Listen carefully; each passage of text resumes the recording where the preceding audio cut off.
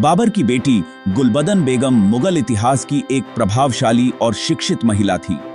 फारसी, अरबी और तुर्की भाषाओं की जानकार गुलबदन बेगम कवयित्री होने के साथ साथ एक बेहतरीन लेखिका भी थी।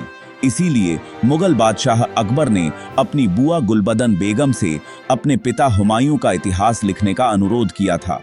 इसके बाद गुलबदन बेगम ने हुमायूं नामा लिखकर मुगल साम्राज्य की पहली और अंतिम महिला इतिहासकार होने का गौरव प्राप्त किया। आपका टाइम बिल्कुल खराब ना करते हुए आगे बढ़ते हैं, तो आप भी आगे बढ़ने से पहले एक छोटा सा लाइक और सब्सक्राइब बटन दबा दीजिए। गुलबदन बेगम की कृति हुमायूं नामा एक ऐसा दस्तावेज है जिसके बिना बाबर और हुमायूं का इतिहास अधूरा माना जाता है।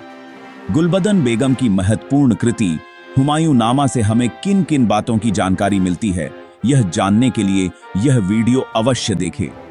मुगल बादशाह बाबर की तीसरी पत्नी दिलदार बेगम की बेटी गुलबदन बेगम का जन्म काबुल में 1523 ईस्वी में हुआ था।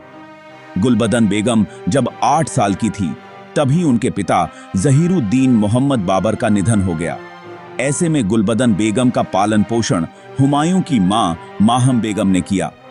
गुलबदन बेगम का बचपन सौतेले भाई हुमायूं की देखरेख में ही गुजरा। अलवर मिर्जा और हिंदाल मिर्जा दोनों ही गुलबदन बेगम के सगे भाई थे, जबकि गुलबदन बेगम की बहनों का नाम गुलरंग बेगम और गुलचेहरा बेगम था। वहीं हुमायूं के भाइयों में कामरान और अस्करी थे।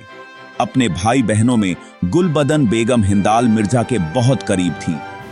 गुलबदन एक फारसी नाम है जिसका अर्थ है फूलों का शरीर। अपने नाम के ही अनुरूप बेहद खूबसूरत गुलबदन बेगम जब 17 साल की थीं, तब उनकी शादी चगताई राजकुमार ख्वाजा खान से हुआ था, जो बाबर के चचेरे भाई ख्वाजा सुल्तान का पुत्र था।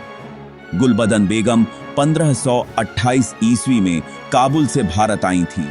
तब उनके पिता बादशाह बाबर भारत में मुगल साम्राज्य की स्थापना कर चुके थे। हालांकि 1540 ईस्वी में अफगान शासक शेर शाह सूरी ने हुमायूं को भारत से बाहर खदेड़ दिया, अतः वह पहले लाहौर फिर काबुल भाग गया। यही वजह है कि हुमायूं के साथ रहने के लिए गुलबदन बेगम भी काबुल वापस चली गईं। हुमायूं की हिंदुस्तान पुनर्वापसी के बाद भी गुलबदन बेगम तुरंत आगरा नहीं लौटी। 27 जनवरी 1556 ईस्वी में हुमायूं की मृत्यु के 2 साल बाद यानी साल 1557 में मुगल बादशाह अकबर ने अपनी बुआ गुलबदन बेगम को शाही घराने में शामिल होने के लिए आगरा बुलवाया। अगर अभी तक आप चैनल को सब्सक्राइब नहीं किए हैं तो अभी कर लीजिए। गुलबदन बेगम जब काबुल से आगरा आईं, तब अकबर उनकी अगुवानी के लिए स्वयं आया था और गुलबदन बेगम के महल तक उनके साथ पैदल चलकर गया था। चूंकि गुलबदन बेगम मुगलिया राजघराने की एक सम्मानित महिला थीं, ऐसे में स्वयं अकबर और उसकी मां हमीदा बानो बेगम दोनों ही गुलबदन बेगम को बहुत प्यार करते थे। तकरीबन 19 वर्षों तक आगरा में रहने के बाद गुलबदन बेगम ने साल 1576 ईस्वी में हज यात्रा पर मक्का मदीना जाने का निर्णय लिया। इसके लिए गुलबदन बेगम ने अपने भतीजे अकबर से बाकायदा अनुमति मांगी। गुलबदन बेगम को अकबर ने हज यात्रा पर जाने की अनुमति दे दी। इस प्रकार गुलबदन बेगम पहली शाही महिला थीं जिन्होंने 15 महिलाओं के साथ हज यात्रा के लिए पश्चिमी अरब की तरफ प्रस्थान किया। सचमुच यह एक महान साहसिक कार्य था। गुलबदन बेगम की हज यात्रा के लिए अकबर ने इलाही और सलीमी नामक 2 आलीशान समुद्री जहाज तैयार करवाए थे। इतना ही नहीं, बादशाह अकबर ने गुलबदन बेगम के साथ सोने चांदी और हीरे जवाहर रातों से भरे बक्सों के साथ ही हजारों रुपए की नकदी तथा एक से बढ़कर बेहतरीन कपड़े भी दिए, जिससे कि हज यात्रा के बाद गुलबदन बेगम मक्का मदीना में दान पुण्य कर सकें। कहते हैं कि 15 महिलाओं के साथ गुलबदन बेगम का शाही लाव लश्कर जब फतेहपुर सीकरी महल से मक्का मदीना के लिए निकला, तब उन्हें देखने के लिए लोगों की भीड़ लग गई थी। यद्यपि गुलबदन बेगम 1 साल तक सूरत बंदरगाह पर ही फंसी रही, बावजूद इसके तमाम परेशानियों का सामना करते हुए वह मक्का पहुंच ही गईं। हज यात्रा के बाद गुलबदन बेगम तकरीबन 4 साल तक मक्का में रहीं। इस दौरान गुलबदन बेगम ने मक्का में बेशुमार धन दौलत लुटाना शुरू किया। देखते ही देखते गुलबदन बेगम की ख्याति बहुत तेजी से फैलने लगी। ऐसा कहते हैं कि गुलबदन बेगम से उपहार पाने के लिए सीरिया और एशिया माइनर से भी लोग उमड़ पड़े थे। गुलबदन बेगम की इस कार्रवाई को अरब के सुल्तान मुराद अली ने बादशाह अकबर की ताकत के रूप में देखा। ऐसे में सुल्तान मुराद अली ने ताबड़तोड़ 4 फरमान जारी किए, जिसमें गुलबदन बेगम को तत्काल अरब छोड़ने का आदेश दिया गया था। परंतु गुलबदन बेगम ने उन सभी फरमानों को अनदेखा कर दिया। आखिरकार अपने 5वें फरमान में मुराद अली ने क्रोधित होकर अभद्र भाषा का इस्तेमाल किया।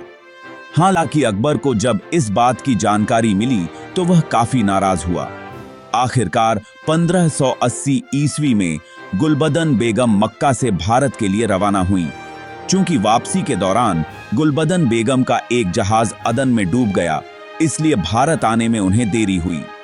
अंततः 2 साल की लंबी यात्रा के बाद गुलबदन बेगम 1582 ईस्वी में फतेहपुर सीकरी पहुंच गईं। बचपन के दिनों में अकबर के कुछ साल अपनी बुआ गुलबदन बेगम के साथ ही बीते थे, जिसे वे रोज कहानियां सुनाया करती थीं।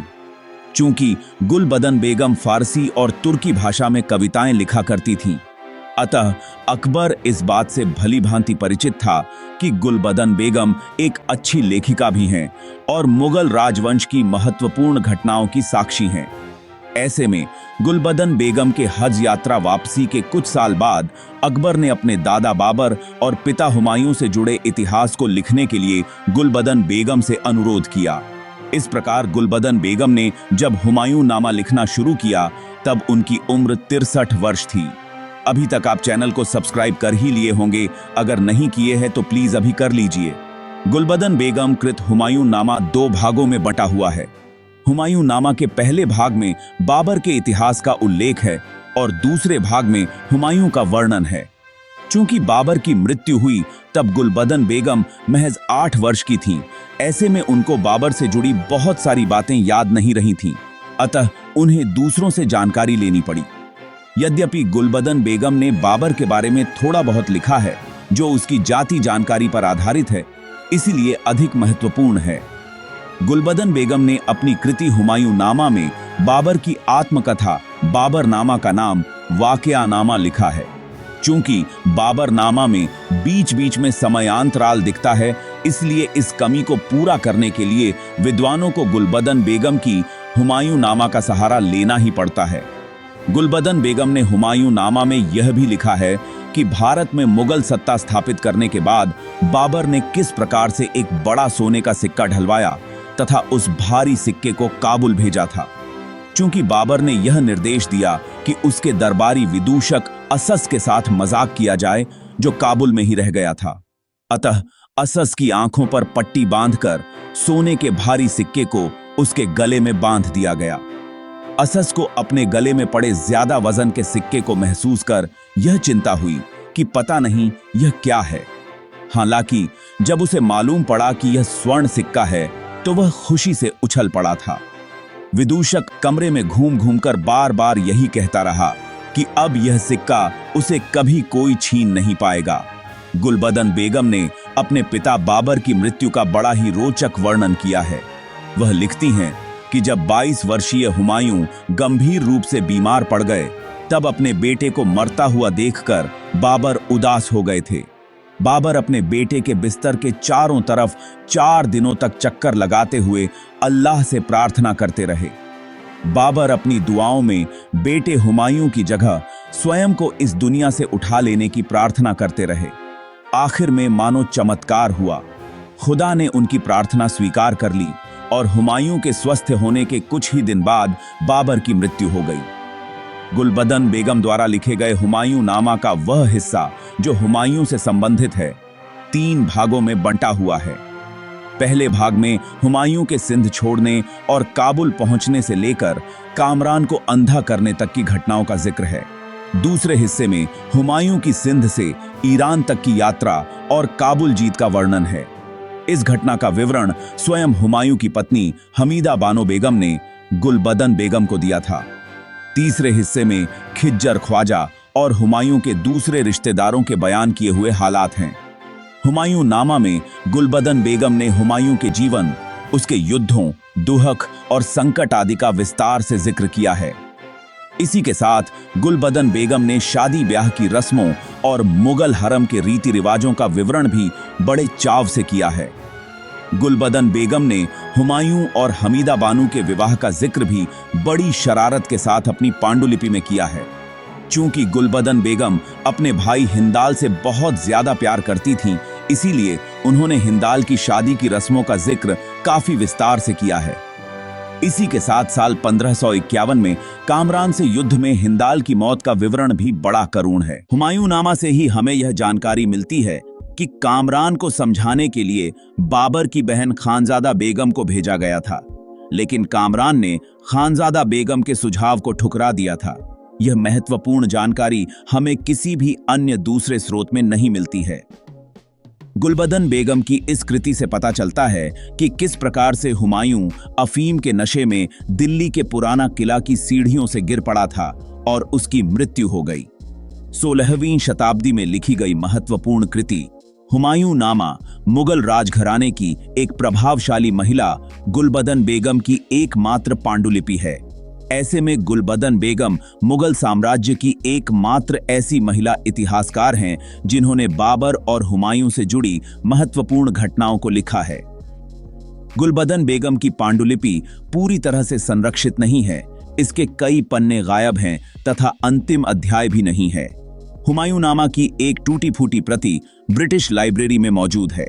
दरअसल हुमायूं नामा की मूल पांडुलिपि G.W. हैमिल्टन नामक एक अंग्रेज कर्नल के हाथ लगी थी, परंतु उसकी विधवा ने साल 1868 में इस पांडुलिपि को ब्रिटिश संग्रहालय को बेच दिया था। 1901 ईस्वी तक हुमायूं नामा के अस्तित्व को लेकर बहुत कम लोगों को जानकारी थी, परंतु एनेट एस्कंदर बेवरिज ने जब इसका अंग्रेजी अनुवाद किया, तब इसका पेपरबैक संस्करण साल 2001 में भारत में प्रकाशित हुआ। प्रदोष चट्टोपाध्याय ने साल 2006 में हुमायूं नामा का बंगाली में अनुवाद किया। इसके बाद से यह महत्वपूर्ण ऐतिहासिक दस्तावेज चर्चा का विषय बन गया। गुलबदन बेगम जब 80 वर्ष की थीं, तब कुछ दिनों तक बुखार से पीड़ित रहने के कारण फरवरी 1603 ईस्वी में उनकी मृत्यु हो गई। गुलबदन बेगम के जीवन के अंतिम दिनों में हमीदा बानो बेगम उनके साथ रहीं। यहां तक कि मुगल बादशाह अकबर ने गुलबदन बेगम के जनाजे को कंधा दिया था और कुछ दूर तक जनाजे के साथ चला भी था। यही नहीं, गुलबदन बेगम की आत्मा की शांति के लिए अकबर ने गरीबों में खूब उपहार बांटे थे। हुमायूं नामा का संरक्षण और अनुवाद एक महत्वपूर्ण कार्य रहा है। इस ग्रंथ के माध्यम से हम मुगल साम्राज्य की संस्कृति और इतिहास को बेहतर ढंग से समझ सकते हैं। गुलबदन बेगम के अंतिम दिन शांतिपूर्ण थे। उन्होंने अपने जीवन के अंतिम समय में भी लेखन और अध्ययन को जारी रखा। आज हमें गुलबदन बेगम जैसे इतिहासकारों के योगदान को याद रखना चाहिए। अगर ये वीडियो आपको अच्छी लगी है तो चैनल को लाइक, सब्सक्राइब और शेयर जरूर कर दीजिए। एक छोटा सा सब्सक्राइब बटन दबाकर हमें प्रेरित करें ताकि हम और भी बेहतर कंटेंट बना सकें। आपका एक सब्सक्राइब हमारे लिए बहुत मायने रखता है। धन्यवाद।